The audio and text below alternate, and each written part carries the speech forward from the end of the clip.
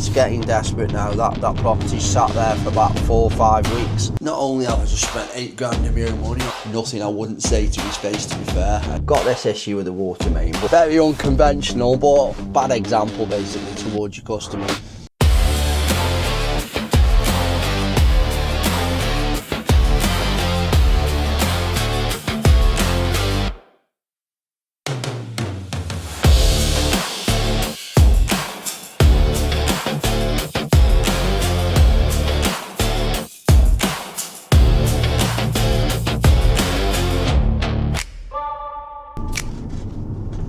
Welcome back to the Builder's Diary, guys. It's Monday and I am up and out. So I am up over to Cheadle, which is close to Manchester, to meet up with my accountant this morning. So it's just a bit of a meet up to discuss where we're going with the company, whether we're doing okay, bits and bobs around the structure of the company. Don't know if you know that I have got a holding group set up, so like a company structure where the holding company actually owns the shares of my property company and my building company, and then there's another company in the middle of there as well which also does property. So I don't actually own anything. The holding company is owned by me, and then the holding company owns the shares for the other companies. So if you want to know more about why I do that, drop me a comment, I'll let you know. But yeah, just on my way up there now. Guy named Nathan Cuts, Cuts & Co Accountancy. I'm just going to go have a quick sit down with him, discuss where we are, and then I need to get back into the office to get things sorted so as I can basically tomorrow, hopefully, fingers crossed, if I can make the time, I need to get over to Blurton Road, pick the furniture up from Lottie that she ordered for me, that's been at her house now for God knows how long because of this damp problem we had. Get that over there, get it all sorted and get it ready to rent over the next couple of days. So I'm just hoping I can create enough time to go and do that, because it's getting desperate now. That property's sat there for about 4 or 5 weeks empty, and obviously costing me money. So I have managed to kind of speak to the people that were buying it off. It's on a lease option. Again, if you don't know what a lease option is, drop me a comment below and I'll explain. But basically we lease the property with an option to purchase at an agreed price. So it's a good way of buying a property, but also controlling it firsthand so you can make some money before you buy it. So I have discussed with the people we're buying it off they're basically charging us no lease, no rent, while we're trying to get this problem sorted with this damp. So hopefully it's sorted now. I haven't been there for a couple of weeks. I need to get over there, assess it, get pictures on the wall, get furniture in, get Lottie around to take some pictures and get it rented out. Always fascinates me on the drive up here. Come past Drodwell Bank, have a look now, big telescope I think it is, satellite dish.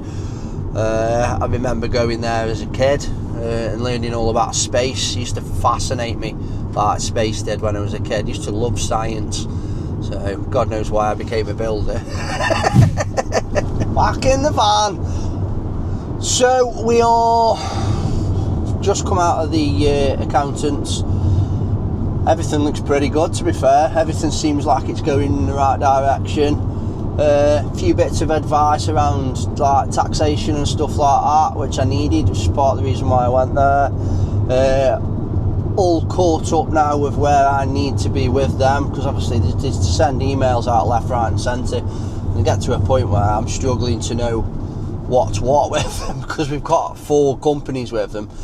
So yeah, that's all now sorted. Like I say, company looks like it's going in the right direction. Looks healthy enough. Not yet healthy enough to buy myself that nice Porsche 911 that I said I'd have by the time I was 30, and I'm now 47. But it's going in the right way. So I'm going to nip over to the Wilmslow job, literally because I'm passing it on the way back to the office. Have a quick look, and then I'll see you back at the office.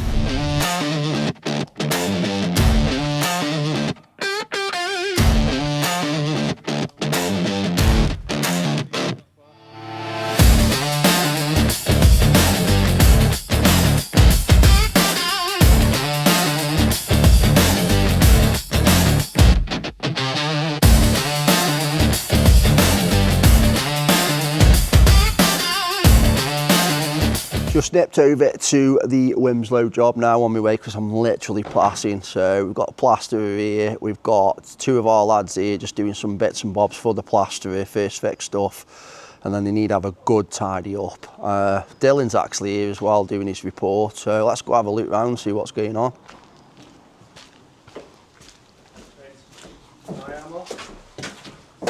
Got Bren here, look. Hey up. Young star. Got a Bep. What are you doing there, Bep? You actually tidying up or what? Just stay there for I'm going to say don't take them because the plaster will want that. Well, have you got yours up as well? Get me as well. Cold, innit? Ceiling's going on now. Big ceiling there. Nice open plan kitchen. Little toilet underneath the stairs. Need a wider lens for this. Let's have a look upstairs.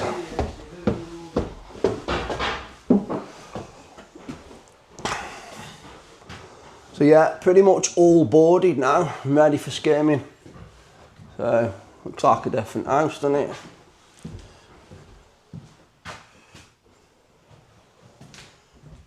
Just that last wall there, got to get rid of that toilet now.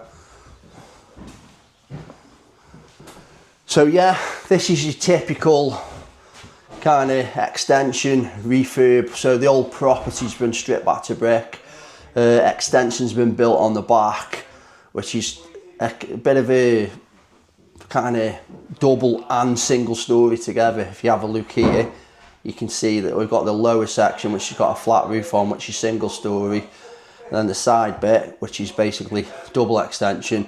So you've got the kitchen, which is massive downstairs, and then you've got this bedroom as well, which is extra. And then obviously it's created some extra space out there where you can see the flat roof and the skylight. God knows why there's a bucket out there. I have to have a word with the lads.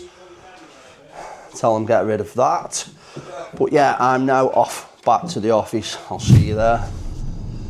Back in this van again. So I'm literally now on my way up to a customer's house to meet up with the architect. So this one is an extension that we went to look at a couple of videos ago over in Madeley. So design and build, so that hence why I'm meeting the architect there. So just want to plan out exactly what's happening so as we can move forward with some kind of drawings, and then that allows us then to get the lady pretty much to the penny quote, so as we can hopefully get it booked in and get another job under the belt. So off over there now. I'm running a little bit late because I daftly put it in for next Monday and not this Monday, but I've just realised when I got back to the office when I was looking through my diary, and the fact that the architect luckily rung me and said I'm just running a little bit late.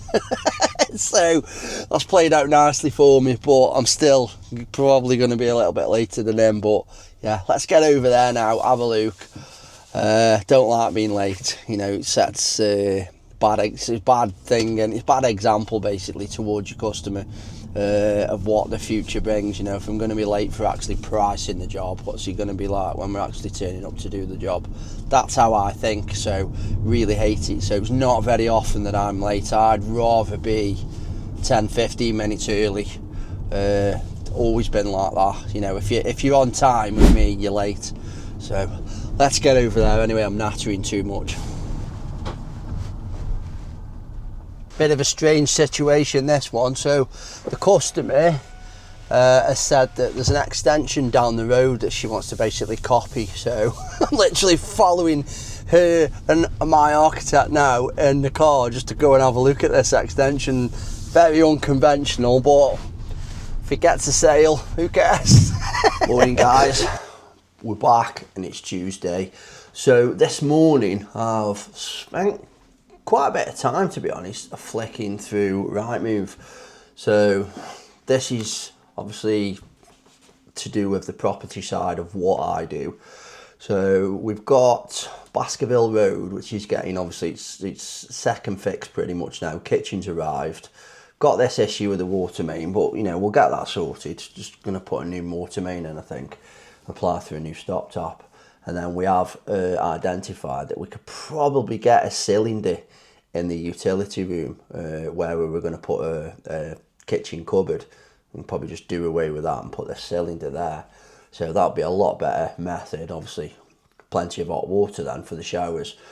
So because that's coming closer to an end when we can start thinking about refinancing, obviously we've got the other new build project, which is the 4-bed bungalow that we're building, but that'll go up quite quickly. Once we finish Baskerville Road and we've released the money, we can then crack on with that, and then we'll be looking for our next project.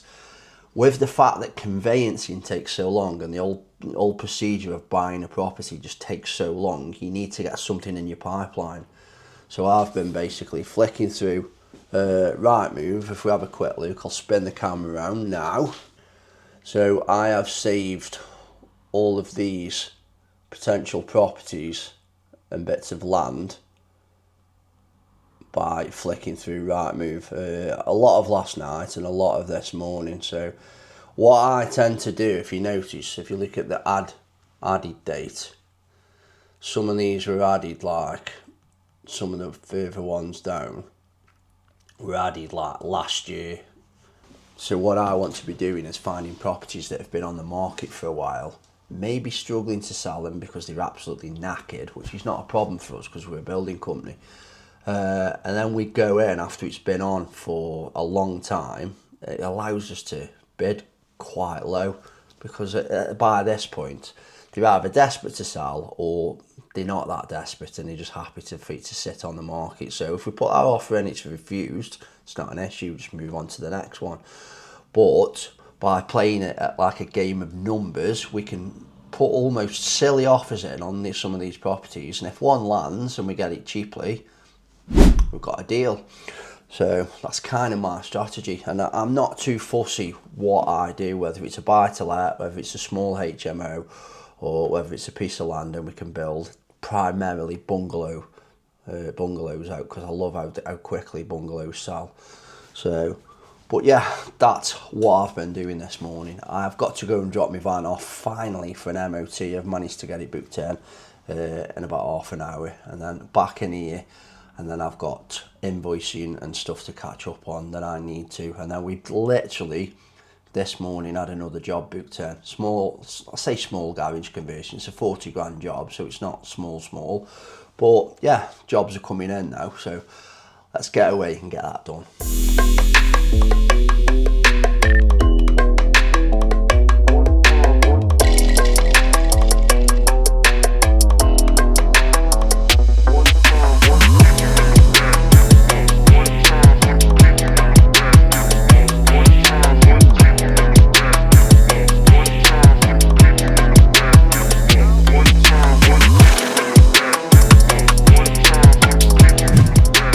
Morning guys, it's Wednesday, so look at the weather out there. Oh my god, sorry, a bit distracted there. Look at the hay.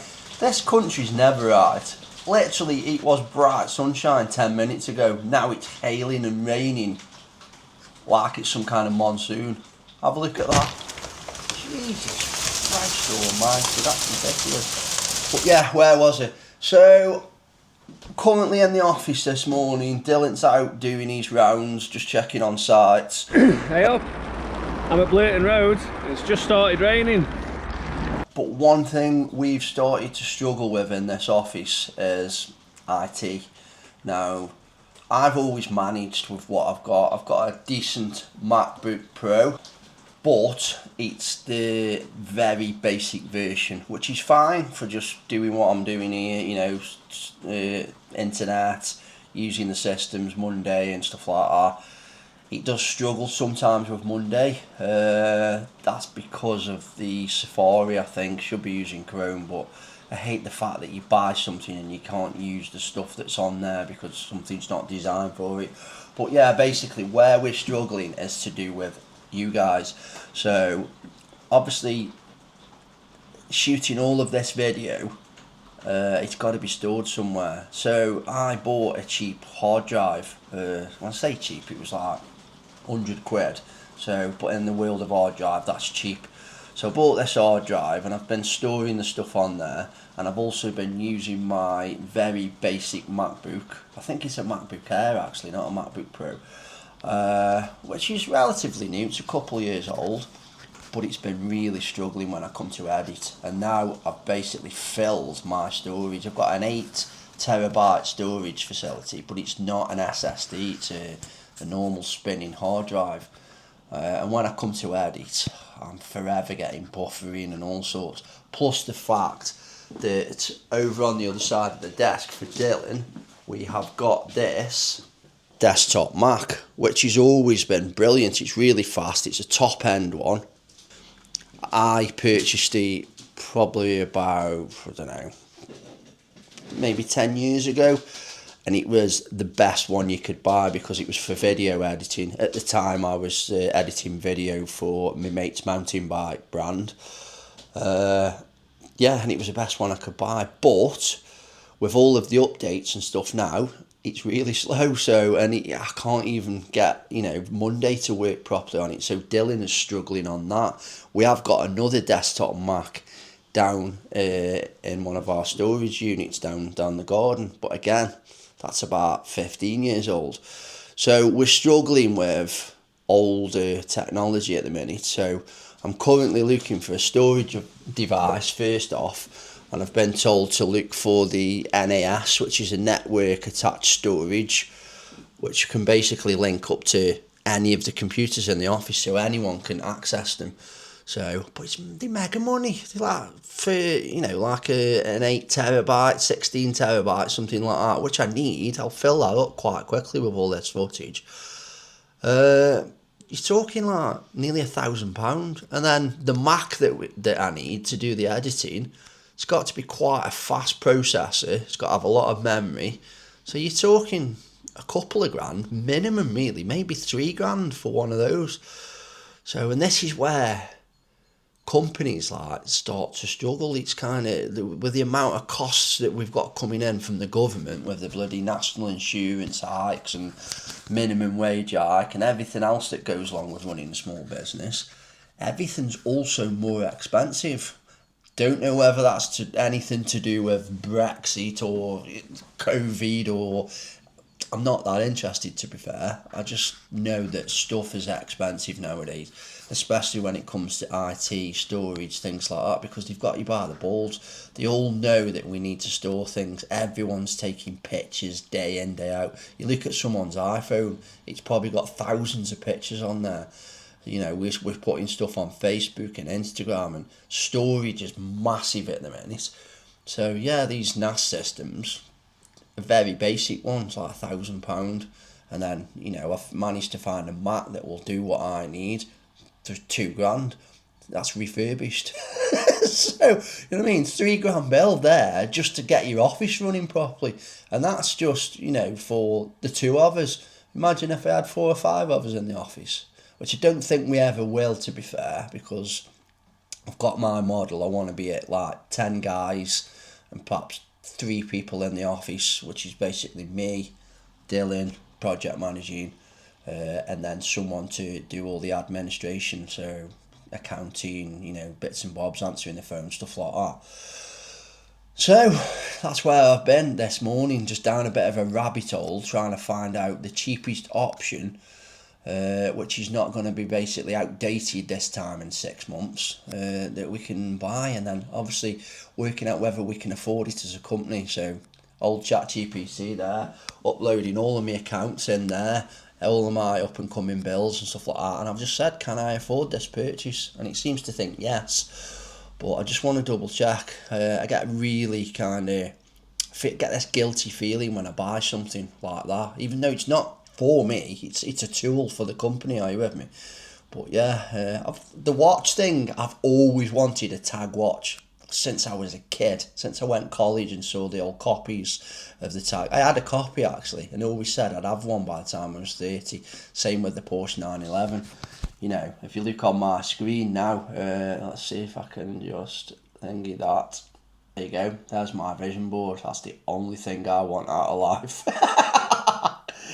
So yeah, things are just really expensive, aren't they? And it's working out what you should and shouldn't spend your money on in business to actually make sure that you can keep cash flow correct, which you shouldn't have to be doing this. If you're in business, you should be making substantial amounts that you can actually afford to replace the equipment that you need to run that business and still make a profit. But that's today's age, isn't it?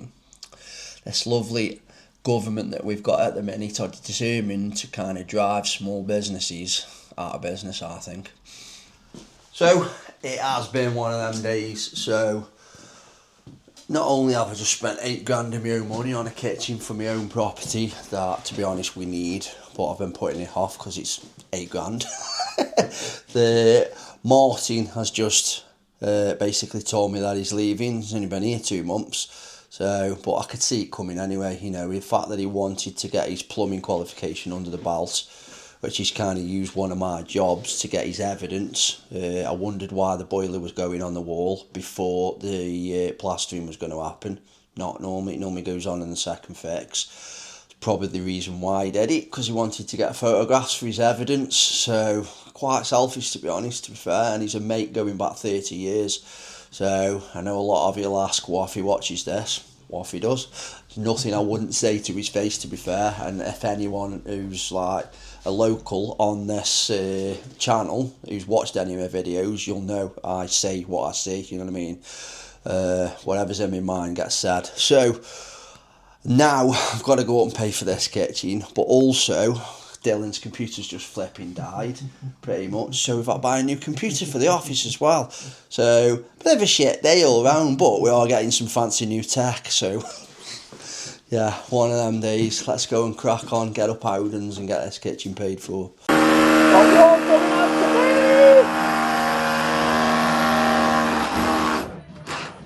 Get me.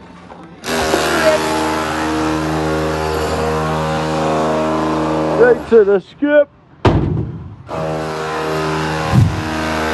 Good morning, guys. It is Thursday and I am supposed to be going over to a property, one of my properties, because it's up for sale. I've got a viewing this afternoon and I was going to go up there this morning, cut the grass, cut the edges, kind of weed the drive a little bit, make it look a little bit more presentable, because if it doesn't go today, not really had massive amounts of interest in it. I think the housing market's took a bit of a slowdown at the minute, so it's not sold. So I was thinking, if it doesn't go today with this person that's coming to view, then I am going to rent it back out. But I was supposed to be going up there, like I say, to do those few jobs and just have a look at this again. Honestly, it's what we have been put up with.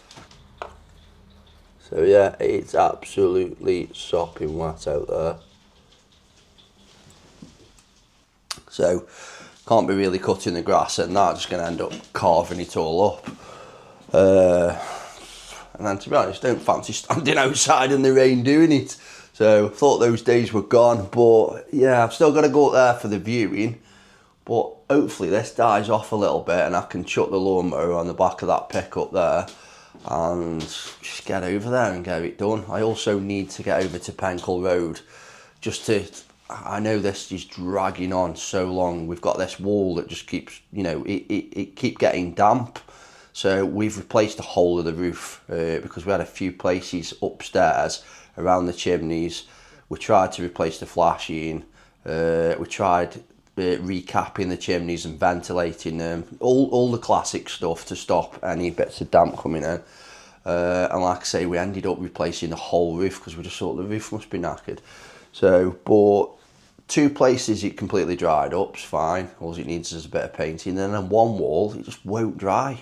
I can't get my head around it. The only thing I can think of is to either take all of the plaster off, let it dry out that way, and then replaster. But it's all carpeted and ready to go. It's ready to rent out. I've literally got a load of furniture waiting in one of my friend's houses who she used to share this desk, a girl named Lottie. She ordered all the furniture for me and it's all come to her house and it's been there about a month. So I need desperately to get that one out. So I'm probably going to go over there in a minute and have a quick look.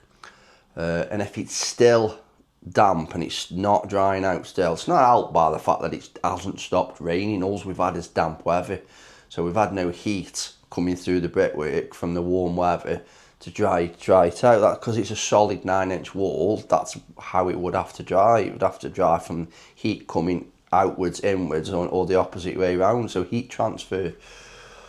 So I'm going to go up there, and if it's still not dry completely, I'm going to have to make a choice. We're going to have to try and clad the wall with something which will temporarily hide the wall until it is completely dried out, which is not a good idea, are you with me? Because it'll just be damp behind it. Or we're going to have to bite the bullet and start chopping plaster off so as it dries out that way. And yeah. But what I am thinking as well, if we can get the other 3 rooms sorted, get them all furnished and get the living room furnished and every, you know, the kitchen and what have you, we could perhaps get them 3 rooms rented out and still work on the one that, you know, needs working on.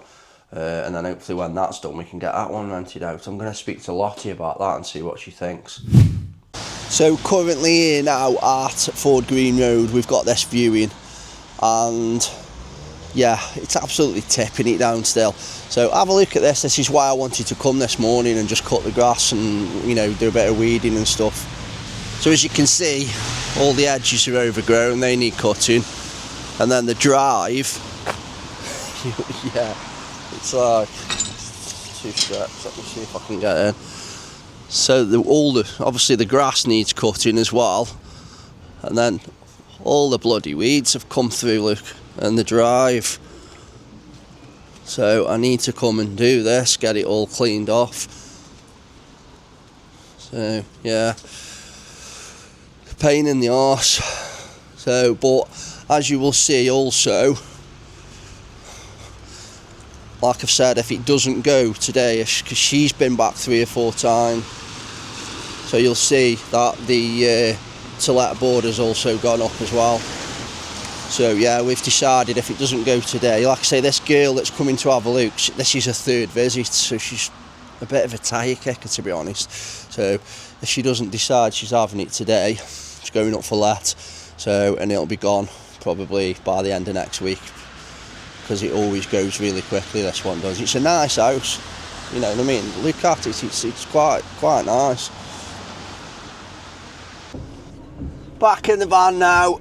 They've had a look round, they've been with the tape measure so they can measure if the furniture's going to fit. So she's just said to me she's moving from a 4-bed detached into a 3-bed semi, so they're downsizing. She wants to make sure all the furniture will go, and it's like, well, if you've got a 4-bed detached, then obviously it's not going to all fit, is it?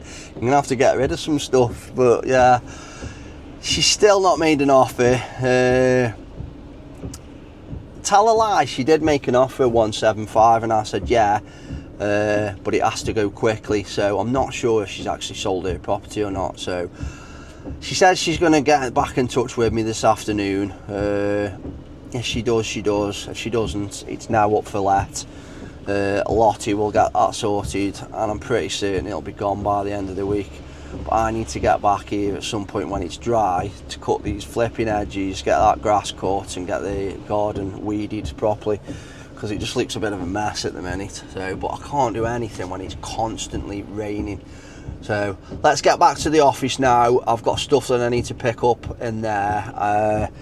We've got an issue on the loft conversion job that we finished a few months ago. Just had the girl on the phone saying that a couple of the door handles have come off, which I haven't got a clue why. And one of the hinges has come loose. Now, we always get this. Tend to be people with young kids. We have brand new doors fitted. Kids swing off them, and before you know it, things are coming loose. Now, she said they were like that when we left, which I know for a fact they weren't, because 1, they fire doors, and the building inspector would not have passed it off if they were like that. And then 2, we've got videos, you know, we put everything on YouTube. So what she doesn't understand, that I've got videos, you know what I mean? I've got videos of the lads have sent me of the doors closing, going, look at that, perfect. So yeah, this is where we have problems in the industry, and this is why we vet a lot of our clients, because yeah, I'm not going to say too much because I don't want to be spiteful, but yeah, she wasn't actually the ideal client. She's asked us to do extra works and come back and do windows and stuff like that, which I don't really want to do because she's not our ideal client. She came to us via a solicitor, and we were paid via a solicitor because of, I don't want to go on the ins and outs, but yeah, these are the problems we have. So I've sent Martin and young Bit back just to have a quick look, and I've told them while they're there, if they can sort it out. But it could be an issue whereas we end up in some kind of disagreement that we left it in a good state, we were paid, we were actually given a good review, it was passed off by the building inspector, and we also had to go back as well because the carpet fitter had taken all the doors off to cut them down. So could be the fact that they've been on and off a few times, I don't know. The heavy oak doors as well, and they've gone into the original door casings that were already there, some of them. So let's see what happens. Let's get back to the office now.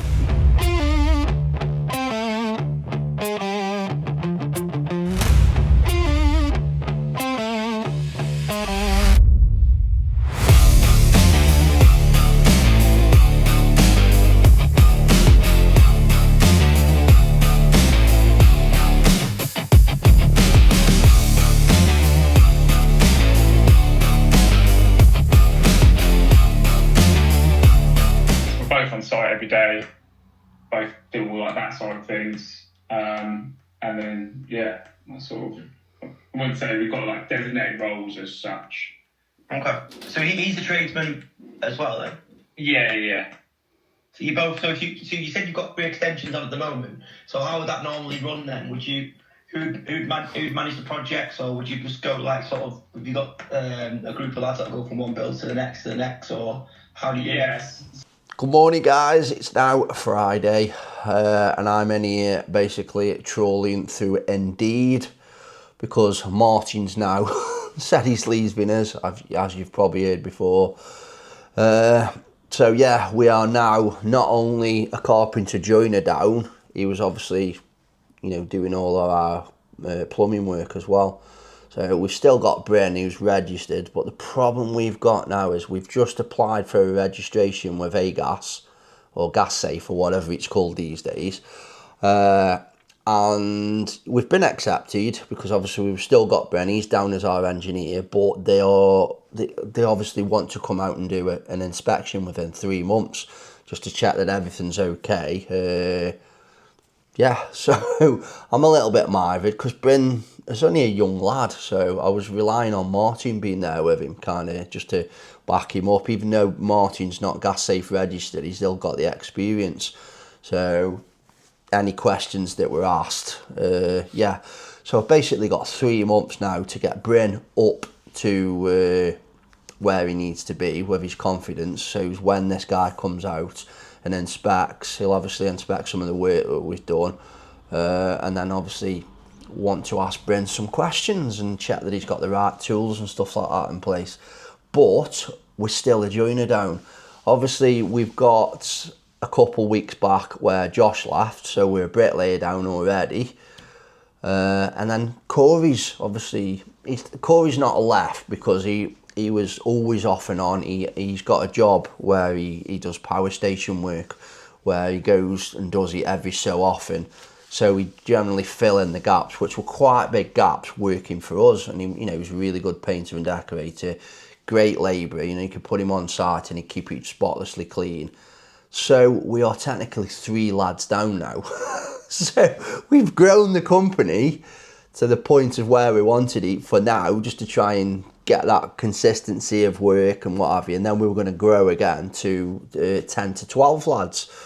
But we're 3 lads down, so I'm literally trawling through Indeed now, trying to find like carpenter joiners or multi-skilled operatives.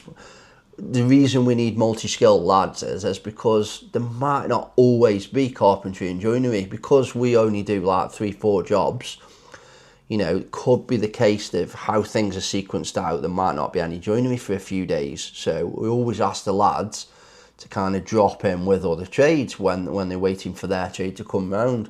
And pretty much every one of the lads that we've got is multi-skilled. He can do a lot of things.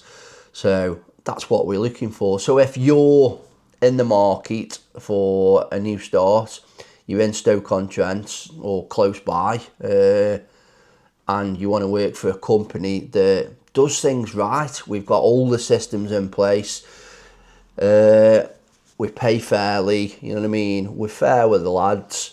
There's a really good culture in this company. Every one of the lads that works for me, I would trust them with my life. So they're good lads.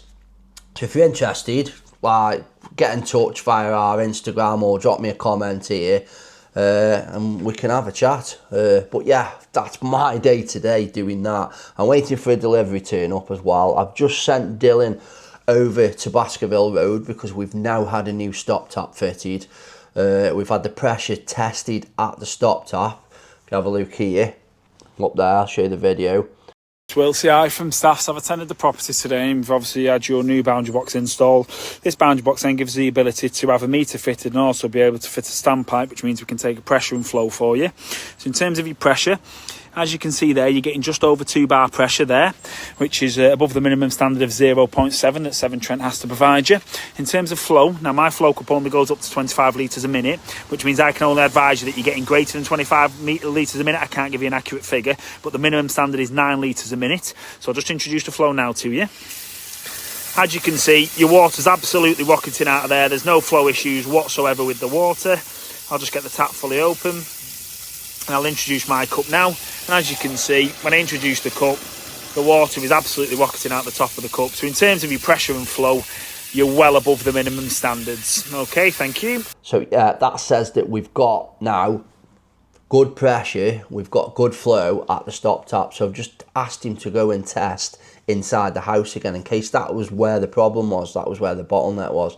If it's still low pressure, then we know it's between the main stop tap in the road and the inside of the property. So that's the incoming service, which is lead. So there's probably a good chance that it is that it's just a really small, maybe 15 mil internal bore lead pipe coming into the property, and that's probably where the bottleneck is. But if he goes up now and tests and it's good pressure, then thumbs up, we can just plough on and get the system fitted, and we can start get the kitchen fitted, which arrived a couple of days ago. But I'll now cut to Dylan over at Baskerville Road doing a pressure test. Hi up, I'm doing the flow test, so I need to time how long that 10 litre watering can will take to get filled.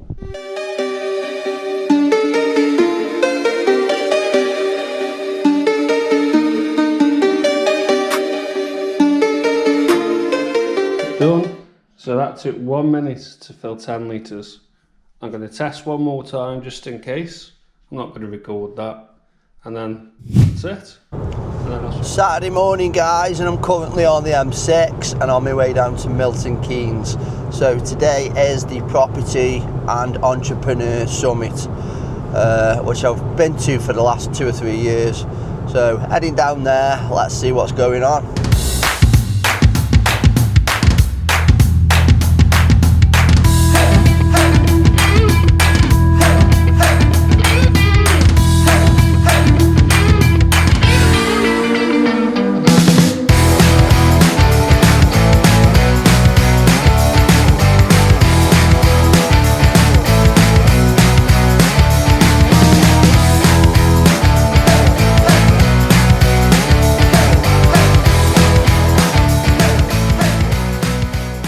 I've decided to get back home, so it's halfway through the day. It's what time are we on now? Let's have a look. It's 10 to 2, so it's a 2-hour drive, so it's 4 o'clock before I get back home, and I've got plenty to do. I need to put this video together for you guys, but I did actually stand up and walk out in the middle of one of the speakers. So it's a lady named Susanna Cole, which I've normally got massive respect for what she's done, how she's built everything.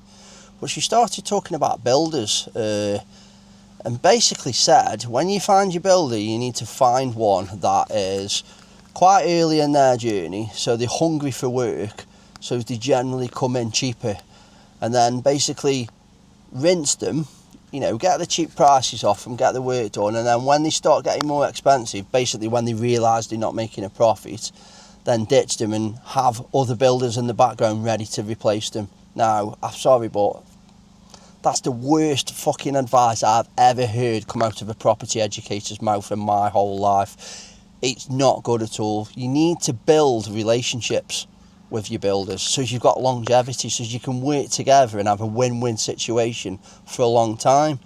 Not just discard them like fucking used tissues, you know what I mean, and kind of risk putting that builder out of business due to the fact that you want to make more profit. To me, it's greed. So, like I say, I've normally got massive respect for her. When she said that, I'm sorry, I stood up and I walked out. So, and this is the love-hate relationship that I have with the property industry. They absolutely, you know what I mean, builders have got the name of mud, and they're all, because we're taking from their bottom ends. Why I always say some of the worst customers in the world are property investors, even though I am one myself. So yeah, I'm going to get in the car now, which I'm in here, and I'm going to drive home, and I'm going to put this video together for you guys. So I'll see you when I get back. So, I am now back. I have put the video together and I'm just about to do the final take. So, I'm glad you tuned in, guys. I'm sorry there wasn't much in the way of on-site action this time. It's purely down to the fact that we've got these GoPros, but people just don't seem to be using them as a bast. So, they've got our phones as well, which you've got cameras on. So, we've got bits and bobs, but we haven't got as much as we need, so I'm going to have to sit them down and just say, I know it's not their job as well, so, but we've bought these for a purpose, you know what I mean? So, yeah, we'll sort it out, don't you worry. But yeah, if you want to watch last week's video, have a look up there. And if you want to subscribe, and it helps us massively, I know I keep asking this, but please subscribe, have a look at that link there, and I'll see you guys later. Woo!